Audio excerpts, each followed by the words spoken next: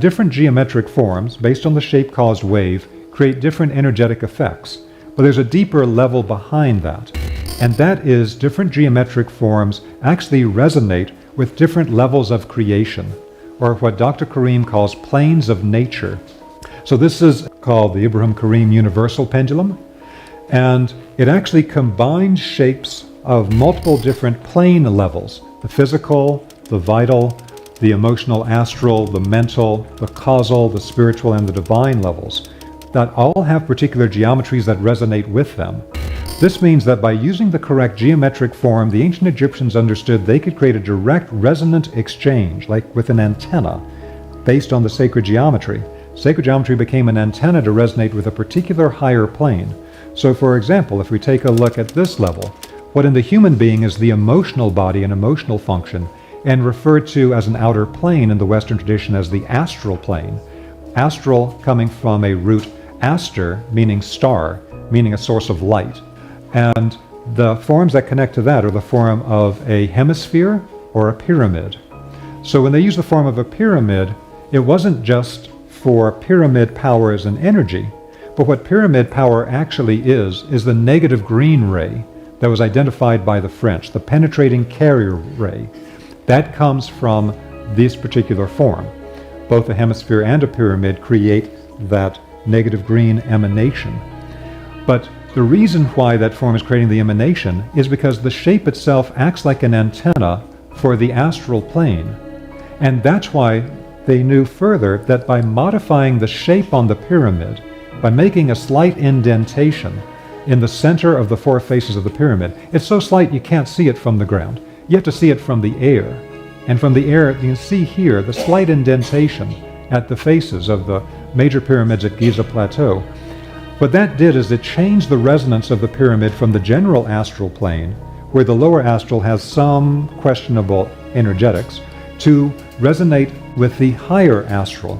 And when you do that, it cleans up the energy that's being projected by the pyramid. So one of the great secrets is the geometries act like antennas to resonate with higher planes of creation, and then as a secondary effect, they will emanate through the shape-caused wave a particular vibration that is the result of that particular connection. And they knew enough about it, in fact, to work not just with the general negative green ray, as we see here, but actually to work with sub-bands or sub-energies inside the general band. So the placement of the king's chamber inside the Great Pyramid is not in the exact middle where you might expect it to be. It's not in the middle, it's about 6 degrees 15 minutes off of center. And so that's to get a particular carrier wave within the negative green band that's a sweet spot in the entire band. A sweet spot for being able to connect a person through a carrier wave to higher dimensional levels, which is why that place in the king's chamber was used for these initiation rituals, as described by the Freemasons and others. So this is the vertical and horizontal wave pendulums. For each of the bands, the energy may either propagate parallel to the Earth's surface, we call it a horizontal wave, or it can move perpendicular, and we call that a vertical wave. They create different biological effects. And so we have two different pendulums to be able to detect it, and they're fairly simple to use, so they can be set to particular angles, and then you can detect any of the vibrational bands that you care to. To detect the energy of the center, the BG3 energy, we have a particular pendulum that is designed in such a way that it resonates like an antenna with those vibrations. And this not only can be used for design purposes, to design things that have the strong vibration to them, it also can be used to test things that naturally have this energy. So what makes a spiritual power spot in nature is that it has a strong concentration of this universal harmonizing force, the BG3. Every classical tradition is the guardian of particular places on the Earth's surface that are their spiritual power spots. And how you can tell a true power spot from a false one that's been falsely claimed to be one, is that it has a strong concentration of this BG3 vibration if it's a true power spot. In the microcosm of a human body, those power spots appear as the chakras, acupuncture points, cells of the body, all of which naturally have this BG3 energy as well. One of the core concepts is that in the ancient Egyptian temple science, they had a grid pattern that I showed you before, and the 19-level grid was connected to the archetypal energy body of the human being. at what we think of in the West today as the causal plane level. But in ancient Egypt, they had different names for these things. But on the causal plane level, this energetic grid was used to pattern out everything on the temple walls so that they had a vibration on the wall, like it was a living being. And that grid itself was adapted by Dr. Karim after he discovered it to become a vibrational tool that allows us to actually detect on what we call the human archetype ruler. Putting a sample here, moving up the central axis, we can test on 10 different BG quality levels. Once we add in a secondary axis here, it makes the entire thing come alive. When the two axes are together, it activates the dormant energy, and at that point we use it as an energy balancing tool and as an energy projector. Now, this was one of the fundamental sciences of the ancient world. They understood that the entire Earth is based on a vibrational grid network that then manifests on any particular point of land in a set of energetic lines that superimpose in particular ways. These energy lines may either have a detrimental energy quality, what we call geopathic grids, or they may have highly beneficial qualities, because when they're on a sacred power spot, they're running the BG3 energies.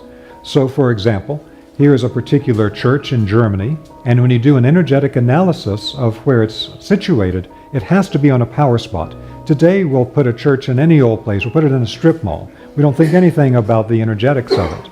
But in the ancient world, you would never build a temple for any tradition anywhere but on a sacred power spot. Otherwise, it simply wouldn't have the right energetics that you're trying to connect a person to. It wasn't just an abstract intellectual thing. You had to connect a person's energetic field, their grid pattern, back to the larger energetic grid through a sacred power spot. Where is the largest beneficial energy line running within the sacred power spot? That's going to be the central axis of the building. Then where are the different energy lines coming in, and where the majority of beneficial energy lines are crossing together. Whenever energy lines cross together, they create a vortex. And if it's a beneficial energy, then it's a beneficial BG3 vortex. And so that's going to be where they place the altar. So they're actually using the Earth's own energy lines to pattern out everything for the temple, because the temple has to operate like an organ in a living body. The building has to rise up out of the Earth's energy field like a living thing. Now, again, that was for all the different sacred sites of every great tradition. So Feng Shui, Vastu Vidya, the Egyptian temple science, all based on similar concepts. But of course, that's when the energies are beneficial. When the energies are detrimental, the Germans in the last 100 years have identified the way that these toxic subtle radiations coming from the earth grids have the effect of scrambling the energetic information in living beings. Now, in the German research, some of which was paid for by the German and Austrian government, they identify the way that these subtle radiation grids, when you sleep on a crossing of the earth grids, it leads to all types of degenerative processes in whatever part of the body is over the crossing. Particularly cancer is described in great detail in the German publications. And so this gives an example from one of the German texts of what actually happens, whether in a human body or on plants. That detrimental radiation scrambles the information at a cellular level that leads to healthy cell replication. And so this is what you see in the plant. You get these tumorous growths from the scrambling of the information. This show all the different earth lines that are crossing at this point. And unfortunately, the German research shows the same thing in a human body for the creation of tumors and scrambling of the field. And so that's why the German dowsers, and then from them got picked up by the British and then the Americans, etc., would then use mental dowsing because they didn't know the vibrational techniques. Mental dowsing was a thing that spread more easily because it's not a technical field. The vibrational radiesthesia is highly technical and deeply scientific, and it takes a longer time to teach people, but it goes much deeper in its potential. But using mental dowsing, they were able to identify the placement of the grids, and primarily what they try to do is identify where the grids are crossing at a person's bed so that they can try to protect the person from those effects. Now, what's used in North American mental dowsing circles is primarily trying to block the grid or divert the grid in some way, but that's not the Egyptian technique. The Egyptian technique is to be able to transmute the detrimental energy in the grid to a beneficial energy. transmute the detrimental energy to the universal harmonizing energy, the BG3. That's a whole nother level of operation that is much more beneficial and requires a much deeper level of knowledge. But whenever you go outside and you see that there's a hedge growing normally, but in one particular place it goes all the way down to the ground, it's all brown and decayed, earth grid is passing through that point. See a line of ant hills in the earth. Ants love the earth radiation lines. They're building their hills directly on the line. Whenever you see termites, things that are nature's system to tear down and destroy and reprocess physical matter, it's all connected to these detrimental grids. You don't want to be sleeping on those grids. It's also connected to accident areas on the road. And that's well known in North American mental dowsing circles, because the Germans did projects where they would hook up a person's brain to EEGs and then expose them to crossings of toxic earth energy lines, and you immediately see the brainwave scramble. So when a person goes across these areas on the road, the brainwaves scramble, they lose their focus, and there are repeated accidents at the same location. Now, what most people in Western mental dowsing circles know for the earth energy grids are the grids that come up from inside the earth and rise straight up like walls. That's what's being shown here with these green lines. They're coming from below and rising straight up like walls in the space, and then they cross. And the crossing points are the most dangerous. But there are other lines that are shown here with red lines that Dr. Karim has identified in recent years that are earth energy lines that are cutting across horizontally in the space as well. Those are not well known to mental dowsers in the West, but they're very important, very significant. They can be very toxic, and they must also be addressed. Again, these horizontal earth energy lines may be beneficial or detrimental. The problem is that we've created so much electromagnetic radiation in our environments that the electromagnetic radiation is turning this energy highly detrimental, because the quality of energy to run the energy on the Earth's own energy meridian lines, the earth grids, is the same vibrational quality as the energy that we're using to project electromagnetic fields. That means the two will couple together. And whatever you have for electromagnetic fields in an environment will couple with the earth energy grids, make them more toxic, and become something that is a problem that has to be solved, and that we go into great detail on in the biogeometry work. But this was something the ancients knew about too. In those days, the grids were not so toxic because they were smart enough not to cover the earth with a range of toxic vibrations the way that we're intensifying year by year in our modern electromagnetic technology.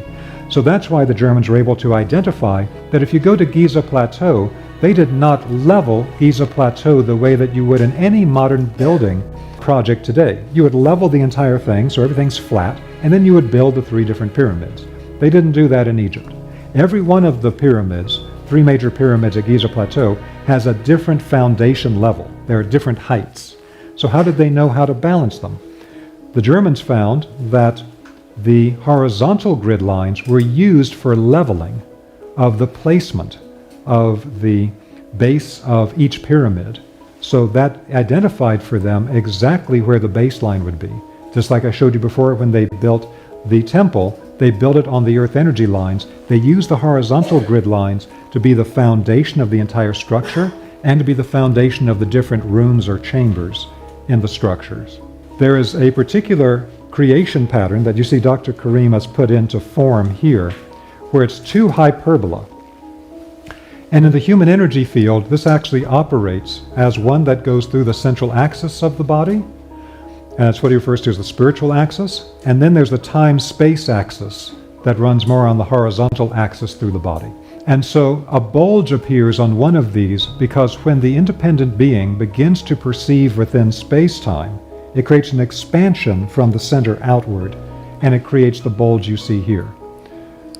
Now what this leads to then is that Dr. Karim found that there was a resonance when he broke the 2 forms apart to be 2 pillars. Sometimes he refers to them as the pillars of wisdom. This one here, without the bulge, without the space-time perception, resonates very strongly with the right brain hemisphere and the intuitive perception of a human being. The one with the space-time perception that grounds things into physical reality has the bulge coming out from the center from space-time perception. That's connected to the rational faculties of the left brain. Dr. Karim then added our biogeometry dials to the top that allows us to tune in different vibratory powers. So what you can do with this is you can actually tune any person's brain hemispheres to specific vibratory states so that you can activate different functions in their body. So one of the things that we demonstrate is that if you activate the person's visual cortex in their brain in properly tuning it in with this tool, what you can then do is from the visual cortex, you can fill it with the BG3 unified source vibration, and anything the person looks at will immediately harmonize with BG3 energy. They will become a harmonizing force straight through the visual ray coming out of the eyes. This is going into then practical things that they would do in the Egyptian temples with modern technique.